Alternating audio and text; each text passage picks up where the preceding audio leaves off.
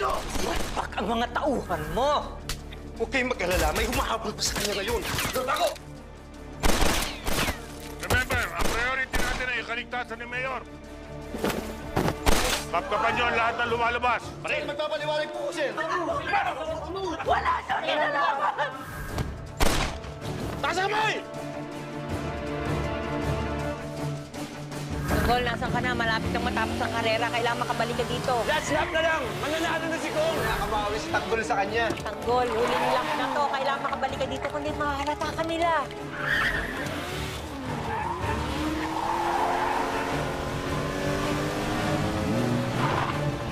Ang panalo, Congressman Miguelito Guerrero. That's what I call a race! Kong, congrats! Sa'yo! Ang galing mo pala. Ang bilis mo. Ano? Bakit? May nangyari kay Mr. Jones. Tinambangan sila. We need to go. Let's go! Tabi! Excuse me! Tabi!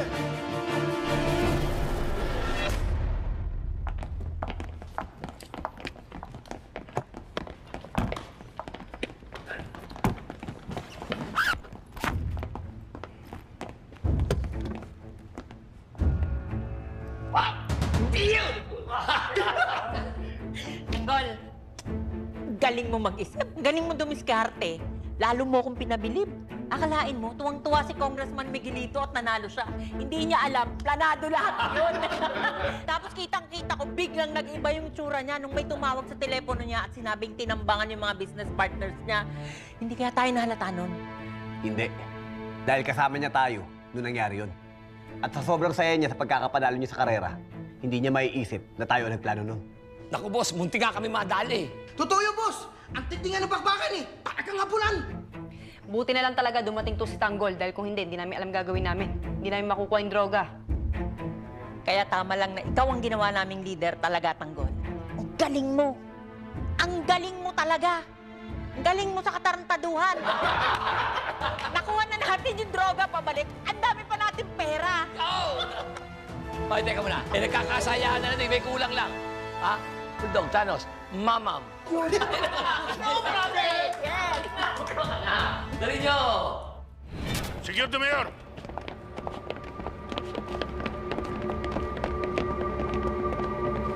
Pusasan yan! Sandali! Kasama ko yan eh. Siya nagligtas sa akin. Your security is our top priority, Mayor. We'll take over from here. Escort the Mayor Sinabi ko na back to the kasama City ko yan Hall. eh. Yes, sir. Mayor, tara na po. Mayor, tara na.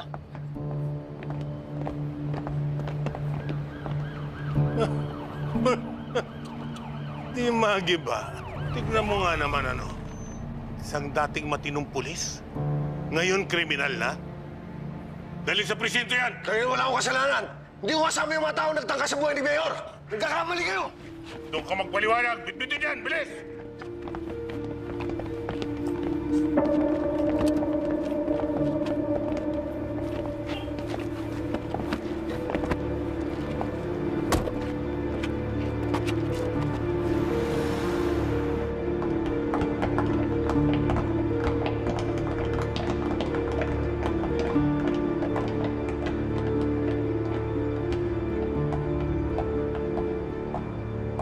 Mayor, Bakit nung pinapusasan yung taong kasama ko? Alam naman ng lahat ay tumulong sa akin.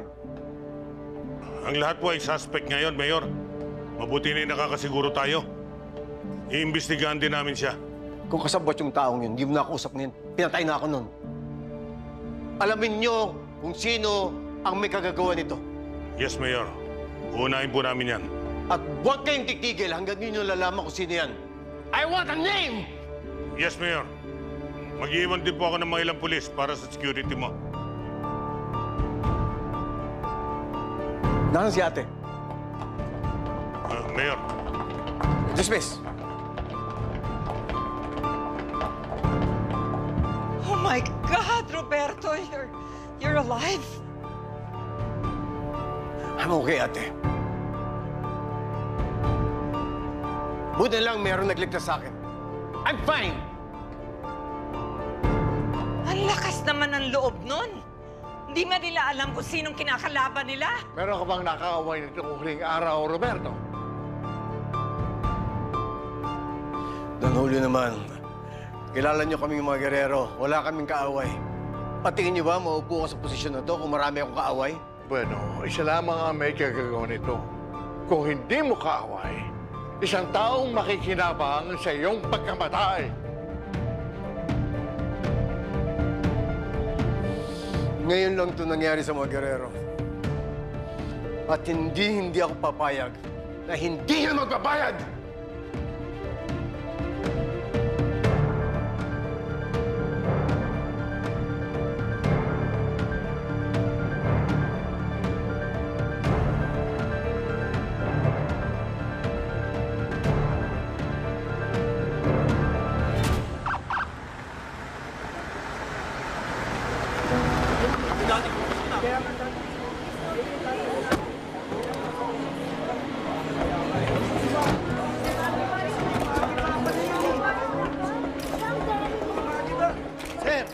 Sir, maniwala kayo. Wala akong ginagawa masama. Kasama na doon. Wala akong ginagawa masama. Kailangan na ba yan?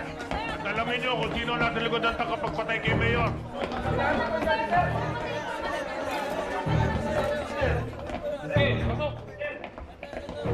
Di magiba. Ano naman nga ba ang maaasahan ko sa iyo? Sir, wala akong kinalaman sa nangyari kay Mayor Guerrero. Nagkataon lang nandun ako at sinagip ko siya. Tumahimik ka! Nandito ka dahil suspect ka. Nakapagtataka naman na matapos kang matanggal sa serbisyo, nagkataon namang nasa City Hall ka nang pagtangkaan ng buhay ni Mayor. Sir, walang galang na po. Wala pong kinalaman si Di Magiba dyan, sir. Sa katunayan, ako po ang nagpapunta sa kanya sa City Hall para maghanap ng trabaho sa job fair. Huwag kang makialam dito, Mendoza, kung ayaw mo madamay. Sir, totoo ang sinasabi ng Mendoza, sir. Pumunta ako sa munisipyo para maghanap ng trabaho. Kung gusto niyo, sir, tanungin niyo yung kapatid niya si Esther. Siya ang pinuntahan ko sa munisipyo, sir. Huwag mo kong daanin sa kwento. Kahit anong ganda ng alibay mo, lalabas at lalabas pa rin ang totoo. Eh, baka naman, sir, naghahanap lang kayo ng mapagbibintangan. Ano sabi mo? Sir, may mga press. Sir, may mga press. Wala pa akong krimen na hindi nalulutas. Lalo na kapag ginawa ng mga pulpul na kriminal na katulad mo. Sige, iproseso na yung mga yan. Ano kayo, bilis!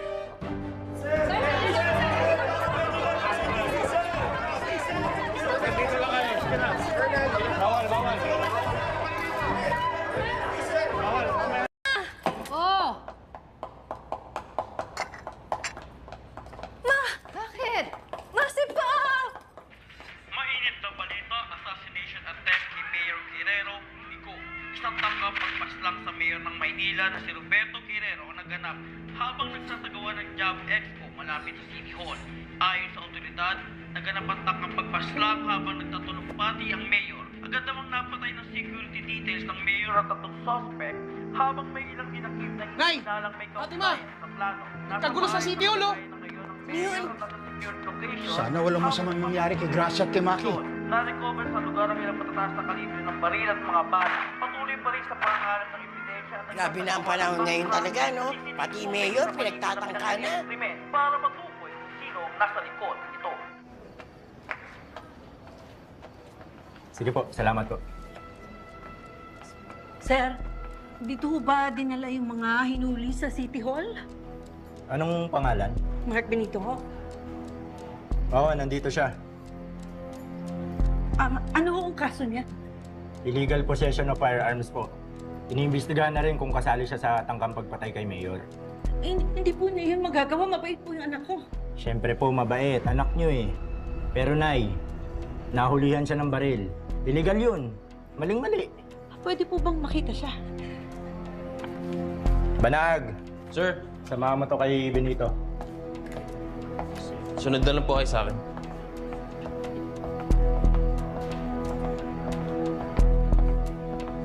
Dito na lang po. Maki! Maki! Ano ba ito pinasok mo, ha? Bakit may baril ka? Yan ba yung baril na nagpahabang sa kuya mo? Mamo, sorry. Naisip ko lang naman baka papagtripan tayo pag may dala tayong pera eh. Pamproteksyon ko lang yun. Anong proteksyon? Ang tindi Pasok mo! Sorry, Mamo. Nagsisisi na ako.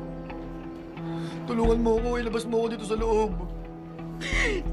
Hindi ko alam kung paano ko sasabihin sa papa mo ang nangyari sa'yo.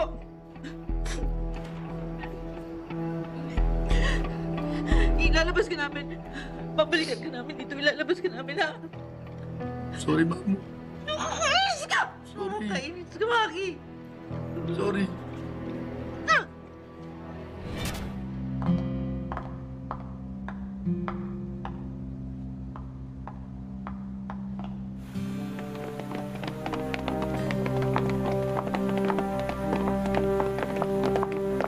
Ma, andito na sila pa.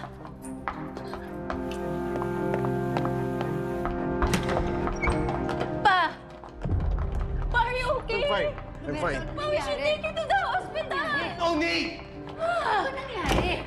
Inabangan si Roberto sa City Hall. Doon siya tinangkang patayin. Dapat kasi ihigpitan mo na yung security mo. Baka sa susunod, hindi ka naswertehin. Who the hell wants me dead?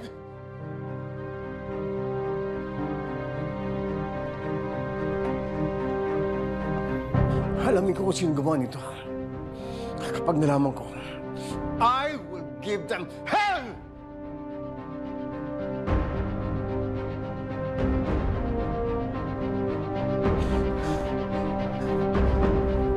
Galaman po namin na gun for hire ang mga yan. Mga dating sundalong silibak na sa pwesto.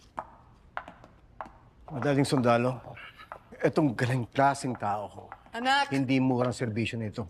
Ano nangyari Ma, big time tong gustong magpapatay sa akin. Hindi to ordinaryong tao. Colonel Romero. Magandang gabi po, Don Gustavo. Alam niyo na ba kung sino may gawa nito? Iimbestigahan na po namin para malaman namin kung sino ang tunay na mastermind sa assassination plot na ito. Iimbestigahan? Ibangkay na yung mga suspects. Paano yung mga isang kasong to? Ha? Inutil kasi kayo. Ma, don't be so harsh on them. Ginagawa lang nila ang kaya nila. Hindi pa rin sapat yun, Olivia. Ayusin yung trabaho niyo, ha? Opo. Colonel, bigyan mo ako ng pangalan sa lalong madaling panahon. Opo, Don Gustavo. Jackie, samahan mo sila sa labas. Bakit ka na? Bernat. Tuloy na po kami. Colonel, aasahan ko yan, ha? Yes, sir.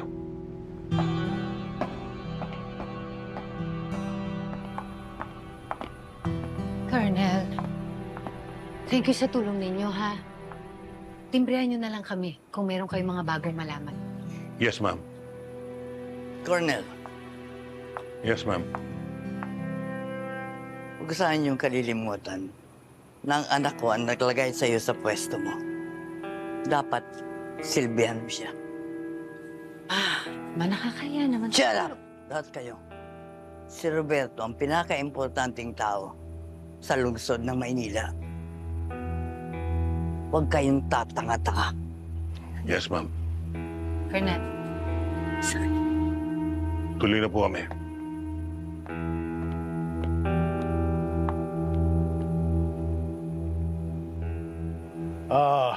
Roberto. Palagay ko, sa bahay ko na muna kayo pansamantala eh. Sigurado ako, natitiktikan ng mga kalaban mo ang bawat galaw mo eh. Sino kaya yung hayop na yan, ha? Ang lakas naman ng loob para ipapatay ang mayor ng Maynila. Yun nga eh. Baka mga kalaban natin sa politika. Ang mga Raceles. Hindi ba gusto nilang bumalik sa serbisyo? Ate, ang mga Rizelis, mauubos ang lahi niyan pag pumasok sila sa politika. Hindi nila gagawin yun. Eh kung hindi sa politika, baka sa business. Roberto, sino bang kalaban mo sa negosyo, ha? Walang negosyanteng malakas ang loob para itumba ang isang mayor, lalo na mayor ng Maynila. Ate naman, Politika ang dahilan kung bakit itutumba si Roberto. Yun ang dahilan. Ang ipinagtataka ko lang, kung kailan ang huling termino ni Roberto, at saka pa mangyayari ito.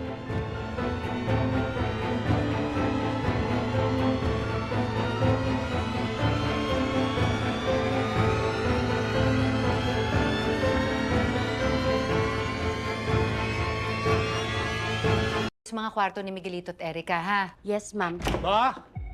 Ma, Miguelito. kagaling ko lang sa bahay. Walang tao doon. House pa. Is he okay? Okay lang siya. Nandun siya sa opisina ng lolo mo. Halika. Narinig niyo. Halika na.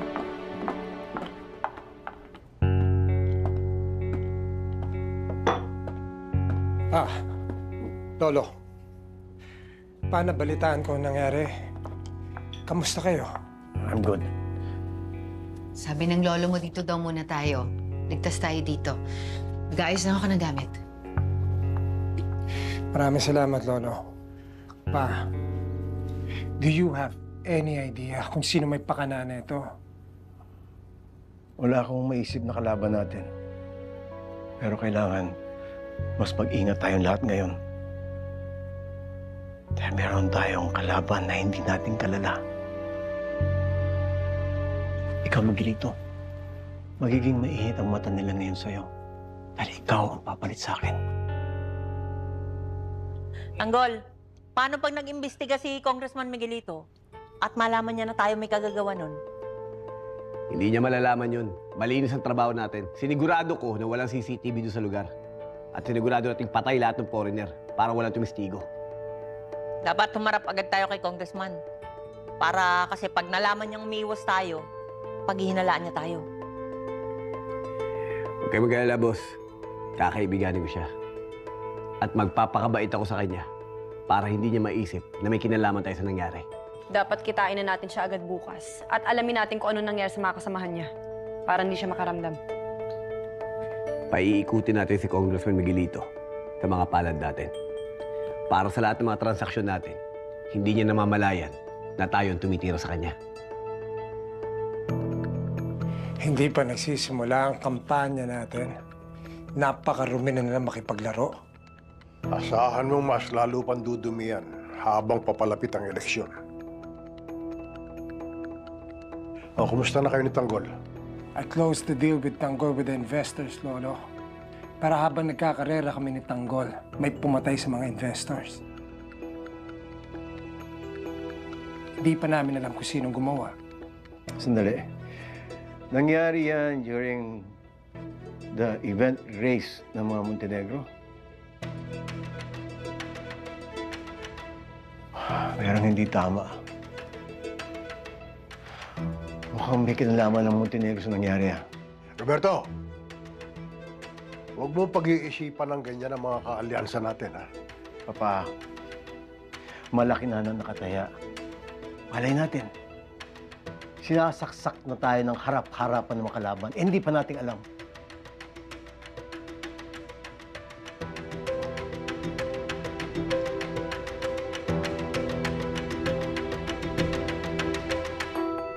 Boss, huwag ka mag-alala. Bukas na bukas tutuloy kami ni Boss Raul. Bumalik kayo kagad, ha? Baka pag nakita niyo yung malaking halaga niyan, solohin niyo, ha? Ito naman si Enteng. Ba't naman nagsalta ka ng ganun? Eh ngayon pa. Tuloy-tuloy na nga yung pagyaman natin eh. Tsaka Teng, pera lang yan. Ang mahalaga, yung samahan natin.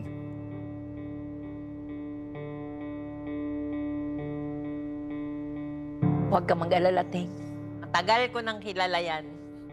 Hindi tayo lolokohin yan. Peng. Mag-ingat kayo dun, ha? Huwag kayo mag-alala. Kami bahala kay Boss Divina. Basta pinapangako namin sa inyo, pagbalik nyo dito, mayaman na tayo. Alam ko naman Tanggol yun eh. Sigurado yun. Eh, ikaw pa. Ulog ka sa amin ng langit eh. Halos lahat nga ng hawakan mo nagiging ginto eh. Oh, tama na yun. Baka magkaiyakan pa tayo. Alis lang kay Buka. Oh! Hey!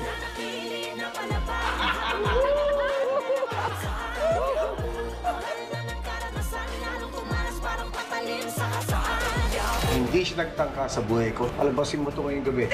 Marites! Sinulungan ko dito! Halika na! Baka punta mo! Halika na! Gusto mo lumayas? Halika dito! Halika!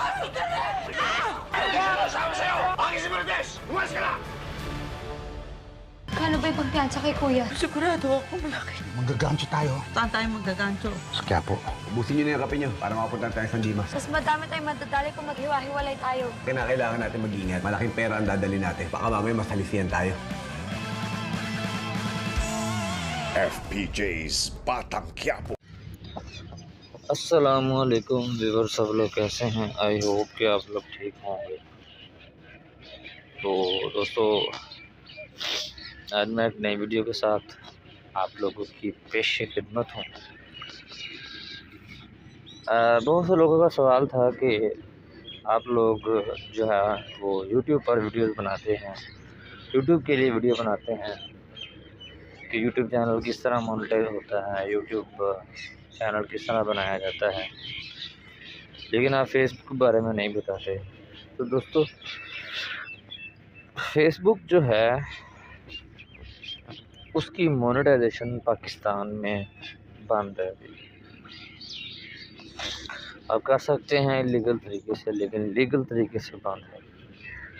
उसके रीज़न क्या है? उसके रीज़न ये है कि पाकिस्तान में अभी तक पेपाल नहीं आया। ठीक है, पेपाल एक अकाउंट होता है और वो जो है वो अभी तक पाकिस्तान में अलाउ नहीं हुआ, जिसकी वजह से अभी तक पाकिस्तान में यूट्यूब मोनेटाइजेशन पेज आप नहीं बना सकते लीगली तरीके से। अब हम बात करते हैं कि पाकिस्तान में पेपाल क्यों नहीं आया। पेपाल क्या है? पेपाल एक इंटरनेशनल लेवल अकाउंट होता है जिसमें आप किसी भी कंट्री से पैसे किसी भी कंट्री में भेज सकते हैं बड़ी आसानी से, किसी भी करेंसी को एक्सचेंज करके। ठीक है, अब बात यह है कि पेपाल पाकिस्तान में क्यों नहीं आया। अगर आप पेपाल की बात कर रहे हैं तो पाकिस्तान में और भी बहुत कुछ नहीं है। ठीक है, पाकिस्तान में पेपाल अमेज़ॉन भी था, वो भी अब बाकी है। ठीक है, तो पेपाल का कहना है, पीछे एक बंदे ने ट्वीट किया था, तो पेपाल का आंसर था कि आपकी जो आईडी है वो अभी इस काबिल नहीं है कि हम अपना जो है वो सारा सिस्टम पाकिस्तान में लेकर आए।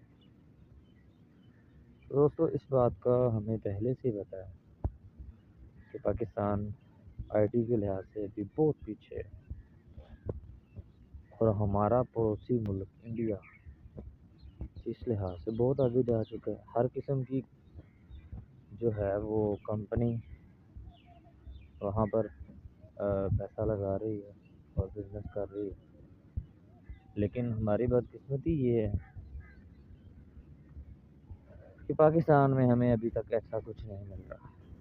तो इसीलिए वैसे अब आपका सवाल ये भी होगा कि बहुत से लोग फेसबुक अकाउंट चला रहे हैं मोनेटाइज। जी बिल्कुल चला रहे हैं, आप भी बना सकते हैं। आजकल यूके की सिम से भी बन रहा है, और भी डिफरेंट चीज़ें हैं, उसके ज़रिए आप बना सकते हैं। लेकिन बात हमारी हो रही थी लीगल तरीके से फेसबुक पेज बनाने की, और वो भी अलाउ नहीं है। जिस तरह टिकटॉक लाइव हम नहीं अभी चला सकते, ठीक है, उसके लिए हमें यूके की सिम लेनी पड़ती है, उस पर अपना अकाउंट बनाना पड़ता है, देन फिर टिकटॉक लाइव चलती है। इसी तरह इसमें भी यही सीन है।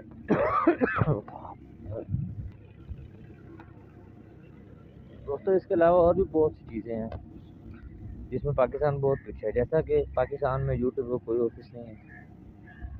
ठीक है, अब यूट्यूब का मसला ये है कि यूट्यूब ये बंद कर नहीं सकते, क्योंकि सारी अभी तो आपको पता है सारी एक्टिविटीज़ हर कंपनी की, हर चैनल्स की यूट्यूब के ज़रिए चल रही है। यूट्यूब को ये बंद कर नहीं सकते। अगर हम सहूलियात की बात करें तो पाकिस्तान में यूट्यूब का ऑफिस भी नहीं है, हालांकि होना चाहिए, इंडिया में है, तो हम इस लिहाज से भी बहुत पीछे हैं। पाकिस्तान अगर जिस तरह कर्जे में डूबा हुआ है वो अलग चीज़ है, लेकिन फिर भी अब देखें इसके बावजूद भी अभी एक हैरानगी की बात है और एक फैक्ट है कि इतनी सहूलियात ना होने के बावजूद भी पाकिस्तान की जो आवाम है वो सबसे ज़्यादा पैसा बाहर से लेकर पाकिस्तान में ला रही है। सबसे ज़्यादा ऑनलाइन जो पैसा कमा रही है वो सिर्फ और सिर्फ पाकिस्तान की आवाम है। तो आप खुद सोचें कि अगर इस आवाम को सहूलियात दी जाए तो ये आवाम पाकिस्तान का कर्जा भी उतार सकती है, लेकिन हमारे जो हुक्मरान हैं उनको ये कुछ चीज़ कौन बताए, और अगर उनको कोई बताए भी तो वो तो करप्शन कर लें तो बड़ी बात है, बाकी उनने क्या करना। ठीक है, तो इस उम्मीद के साथ कि आने वाले टाइम में हमारे हालात, हमारे मुल्क के हालात अच्छे होंगे, इस वीडियो का अख्ताम करते हैं। मिलते हैं फिर कभी अगली वीडियो में। तब तक आप लोग अपना बहुत ज़्यादा ख्याल रखिएगा, मुझे दुआ में याद रखिएगा। अल्लाह हाफ़िज़।